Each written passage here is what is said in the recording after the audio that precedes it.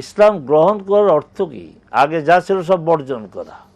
গ্রহণের পিছনে একটা শব্দ থাকে বর্জন করা, বর্জন করে গ্রহণ করা। সেটা বর্জন করতে পারেনি। সে বিয়ের জন্য সে তার ধর্ম ত্যাগ করেছে, বর্জন করে নেই, ধর্ম ত্যাগ করেছে না। একজন মুসলমান তাদের এই যে কালচার, হিন্দু ধর্ম বলেন তাদের নিজস্ব কালচার, তারা করবে, অসুবিধা নেই। খ্রিস্টান ধর্ম তাদের কালচার, তারা করবে, অসুবিধা নেই। কিন্তু মুসলিম পরিচয়ে ওই সব কালচারের সাথে সম্পর্ক রাখা যাবে না।